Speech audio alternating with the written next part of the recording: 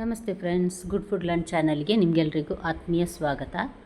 ಇವತ್ತು ನೋಡಿ ಅರಳು ಅಂತ ಹೇಳ್ತೇವೆ ನೋಡಿ, ಮತ್ತು ಅವಲಕ್ಕಿಯನ್ನು ಹಾಕಿ ಮಾಡಿದಂತಹ ಸಿಹಿ ಅವಲಕ್ಕಿ ಇವತ್ತಿನ ರೆಸಿಪಿ. ಪೊರಿ ಬಜಿಲ್ ಅಂತ ಹೇಳ್ತೇವೆ ನಾವು ತುಳುವಿನಲ್ಲಿ.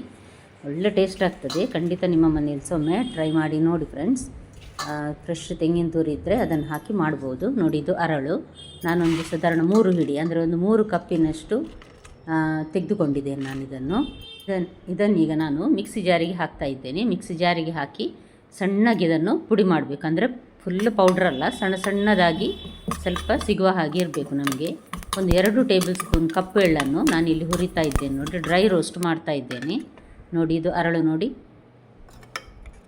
ಒಳ್ಳೆ ತರಿ ಅಕ್ಕಿ ಥರ ಕಾಣ್ತದೆ. ಅಷ್ಟಾದರೆ ಸಾಕು.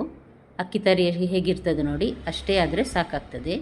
ಬೆಲ್ಲ ನೀವು ಸಿಹಿಗೆ ನೋಡಿ ಹಾಕ್ಕೊಳ್ಬಹುದು. 1 ಅಥವಾ 1.5 ಕಪ್ಪಿನಷ್ಟು ಬೆಲ್ಲವನ್ನು ತುರಿದು ನಾನು ರೆಡಿ ಮಾಡಿ ಇಟ್ಟಿದ್ದೇನೆ. ಫ್ರೆಶ್ ತೆಂಗಿನ ತುರಿ ಒಂದು 2 ಕಪ್ಪಿನಷ್ಟು ನಾನು ತೆಗೆದುಕೊಂಡಿದ್ದೇನೆ. ಇದಕ್ಕೆ ಬೆಲ್ಲ, ಹುರಿದ ಎಳ್ಳು ಎಕ್ಸ್ಟ್ರಾ ಟೇಸ್ಟ್ ಕೊಡ್ತದೆ ಇದಕ್ಕೆ. ಮತ್ತು ಸ್ವಲ್ಪ ಅಂದರೆ ಒಂದು 1/4 ಚಮಚದಷ್ಟು ಉಪ್ಪು, ಏಲಕ್ಕಿ ಪುಡಿ ಒಂದು ಸಾಧಾರಣ 4-5 ಏಲಕ್ಕಿಯನ್ನು ಪುಡಿ ಮಾಡಿ ನಾನಿಲ್ಲಿ ಹಾಕಿದ್ದೇನೆ. ಅದೇ ರೀತಿ 3-4 ಟೇಬಲ್ ಸ್ಪೂನ್ನಷ್ಟು ತುಪ್ಪ ಜಾಸ್ತಿ ಹಾಕಿದಷ್ಟು ರುಚಿ ಒಳ್ಳೆಯದಾಗ್ತದೆ. ಹಾಗಾಗಿ ನಾನು ದೊಡ್ಡ ಚಮಚದಲ್ಲಿ 3 ಚಮಚ ಹಾಕಿದ್ದೇನೆ ನಾನು ಇದಕ್ಕೆ. ನೀವಿನ್ನೂ ನನ್ನ ಚಾನಲ್ ಗುಡ್ ಫುಡ್ ಲ್ಯಾಂಡನ್ನು ಸಬ್ಸ್ಕ್ರೈಬ್ ಮಾಡಿಲ್ಲ ಅಂದರೆ ದಯವಿಟ್ಟು ಸಬ್ಸ್ಕ್ರೈಬ್ ಮಾಡಿ. ಹಾಗೂ ನಿಮಗೆ ಇಷ್ಟ ಆದರೆ ಈ ರೆಸಿಪಿ ಖಂಡಿತ ಲೈಕ್ ಬಟನನ್ನು ಪ್ರೆಸ್ ಮಾಡಿ ಮತ್ತು ಫ್ಯಾಮಿಲಿ ಫ್ರೆಂಡ್ಸ್ಗೆ ಶೇರ್ ಮಾಡೋದನ್ನು ಖಂಡಿತ ಮರಿಬೇಡಿ. ಬೆಲ್ಲ, ಎಳ್ಳು ಮತ್ತು ತೆಂಗಿನ ತುರಿಯನ್ನು ಚೆನ್ನಾಗಿ ಮಿಕ್ಸ್ ಮಾಡುವಾಗ ಸ್ವಲ್ಪ ನೀರಾಗ್ತದೆ ಅದು. ಆನಂತರ ಅರಳು ಇದೆ ನೋಡಿ, ಮಿಕ್ಸಿಯಲ್ಲಿ ಪುಡಿ ಮಾಡಿದ ಆ ಅರಳನ್ನು ಹಾಕಿದ್ದೇನೆ.